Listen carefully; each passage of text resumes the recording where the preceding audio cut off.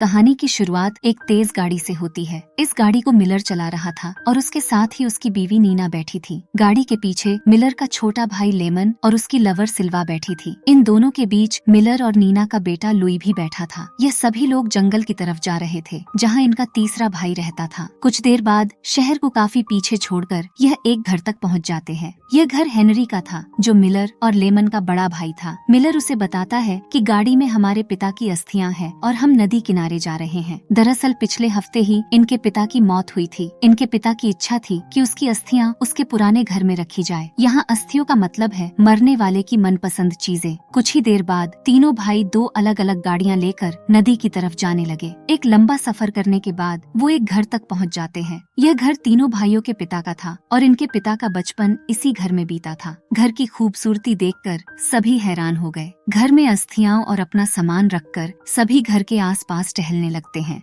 घर से थोड़ा आगे जाने पर उन्हें जॉर्डन नाम का आदमी मिलता है, जिसके साथ उसका बेटा भी था। सभी लड़कियां बच्चों को लेकर एक तरफ चली जाती है ताकि वो उनके साथ खेल सके। तीनों भाई जॉर्डन को अपने बारे में बताते हैं, जिसके बाद जॉर्डन उन्हें अपने घर चलने को कहता है। लेमन अभी और टहलना चाहता था, इसलिए वो नहीं जाता और उसके दोनों भाई जॉर्डन के साथ चले जाते हैं। जॉर्डन का घर भी काफी खूबसूरत था। उसके घर में उसकी दो भतीजियां भी रहती थीं, जो दिखने में बेहद खूबसूरत थीं। जॉर्डन के घर का काम नैनो देखती थी। जॉर्डन के घर में कुछ समय बिताकर सभी वहाँ से चले जाते हैं। रात को सभी मिलकर खाना खाते हैं और फिर सो जाते हैं। अगले दिन मिलर घर की छत पर खड़ा नदी में नहा रही लड़की को देख रहा था। बड़ी बड़ी छातियों वाली इस लड़की का नाम रेचल था और वो जॉर्डन की सबसे बड़ी भतीजी थी। रेचल की खूबसूरती देखकर मिलर हैरान हो गया, लेकिन वो रेचल के बारे में ज्यादा नहीं जानता था। दरअसल रेचल शहर में बच्चों की दाई का काम करती थी। दिखने में तो वो बेहद भोली भाली नजर आती, लेकिन मौका मिलते ही वो बच्चों को लेकर भाग जाती थी। वो बच्चों को चुराकर कुछ लोगों को देती और फिर दूसरे घर में दाई का काम करने लगती।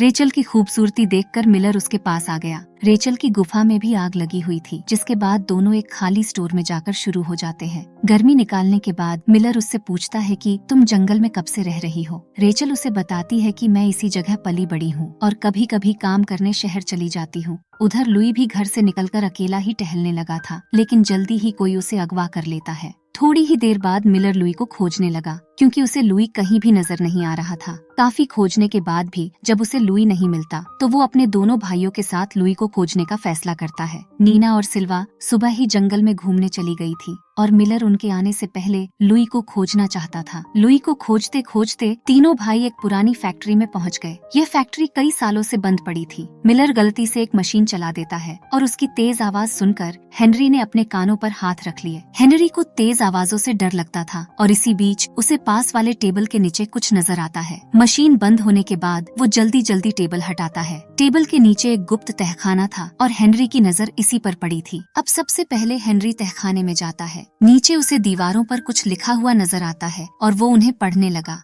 हेनरी के बाद लेमन भी नीचे आकर लुई को खोजने लगा। जल्दी ही इनके हाथ लुई की टोपी तो लग जाती है, लेकिन इन्हें लुई कहीं नहीं मिलता। पूरी फैक्ट्री को देखने के बाद तीनों भाई बाहर निकल आए, जिसके बाद वो पास वाले स्टोर में जाकर लुई को खोजने लगे। स्टोर में भी उन्हें लुई नहीं मिलता। अब तीनों भाई अलग अलग होकर लुई को खोजने का फैसला करते हैं। जल्दी ही मिलर को एक छोटा सा केबिन नजर आता है। वो जब केबिन के अंदर आता है तो उसे एक खाली फ्रेम नजर आता है। यह लुई का पसंदीदा फ्रेम था और इसमें पहले लुई की फोटो थी। फ्रेम लेकर मिलर जैसे ही बाहर आने लगा तो उसे अपने सामने स्टीव नाम का आदमी नजर आता है। वो स्टीव को अपनी बंदूक दिखाकर उससे लुई के बारे में पूछने लगा। स्टीव उसे बताता है कि मुझे लुई के बारे में कुछ नहीं पता। इसके बाद वो उसे बताता है कि कई साल पहले मेरा बेटा भी गायब हो गया था और वो मुझे आज तक नहीं मिला। अपनी बात खत्म कर स्टीव रोने लगा, जबकि मिलर आगे जाने का फैसला करता है। उधर हेनरी भी लुई को खोजते खोजते नदी के किनारे तक पहुंच गया। वैसे लुई को यहाँ के लोकल बंदों ने अगवा किया था और इस वक्त लुई उनके पास ही था।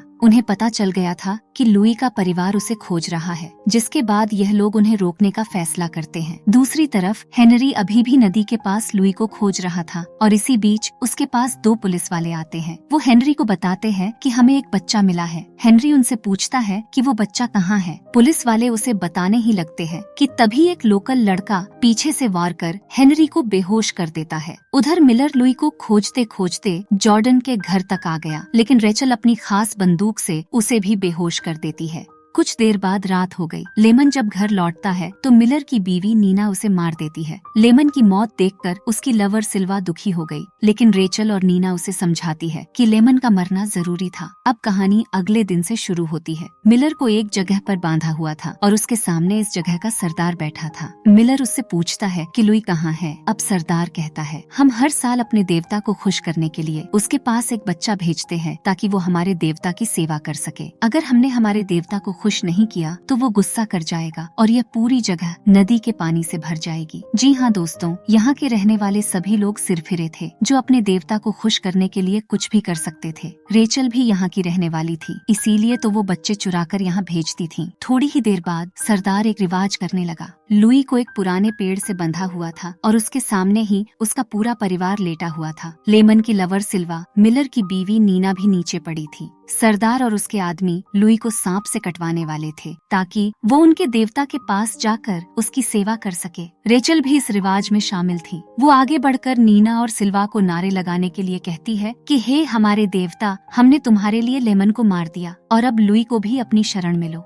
नारे लगाने के बाद नीना और सिल्वा उठकर रेचल के पास चली जाती है। मिलर दोनों को रेचल के साथ देखकर हैरान हो गया। उसके पूछने पर रेचल उसे बताती है कि यह मेरी बहनें हैं और हम ऐसे ही लोगों को बेवकूफ बनाती है। दरअसल रेचल की 3 बहनें थीं जो इस समय उसके पास ही खड़ी थी। नीना ने जानबूझकर मिलर से शादी की थी ताकि जब वो माँ बने तो उसका बेटा देवता की सेवा कर सके। सिल्वा ने लेमन से जानबूझकर शादी नहीं की थी क्योंकि वो उसे देवता के लिए मारना चाहती थी। चारों बहनों की जिंदगी का एक ही मकसद था कि किसी भी तरह देवता को खुश रखा जाए। नीना लुई के पास आकर कहती है कि तुम एक अच्छे सफर पर जाने वाले हो। उसकी बात खत्म होते ही रेचल लुई के पास आकर उसे पवित्र जल पिलाती है और फिर उससे कहती है, तुम्हें अब देवता की सेवा करनी है, वो जैसा कहे तुम्हें वैसा ही करना होगा। रेचल की बात खत्म होते ही सांप वाला सैम लुई के पास आ गया। उसे लुई के पास देखकर मिलर का खून खोल गया। सैम लुई को कटवाना चाहता था, लेकिन काफी कोशिशों के बाद भी उसे सफलता नहीं मिलती। इसी बीच हेनरी सभी को बताता है कि मैंने तहखाने की दीवारों पर पढ़ा था कि सांप वाला रिवाज घर का आदमी ही कर सकता है। उसकी बात सुनकर नीना उसके हाथ खोल देती है और सैम अपना सांप उसे दे देता है। हेनरी अब धीरे धीरे लुई की तरफ बढ़ने लगा था, लेकिन मौका देखकर वो लोकल बंदों पर टूट पड़ता है। इसी बीच मिलर के भी हाथ खुल जाते हैं और वो भी लड़ाई में टूट पड़ता है। दोनों भाइयों ने जल्दी ही सभी लोकल बंदों को मार दिया। रेचल और उसकी बहनें डर कर भाग जाती है। लड़ाई में सरदार लुई को मारने की कोशिश करता है, लेकिन हेनरी उसे रोकने की कोशिश करता है। सरदार हेनरी पर गोली चलाता है, लेकिन मरते मरते हेनरी भी उसे रगड़ देता है। कहानी के आखिर में मिलर और लुई जिंदा बच गए थे। दोनों भाइयों ने उन सभी लोगों को मार दिया था जो देवता को खुश करते थे। रेचल और उसकी बहनों के बारे में कोई नहीं जानता था कि वो कहाँ चली गई। हमारी वीडियो देखने के लिए बहुत बहुत धन्यवाद।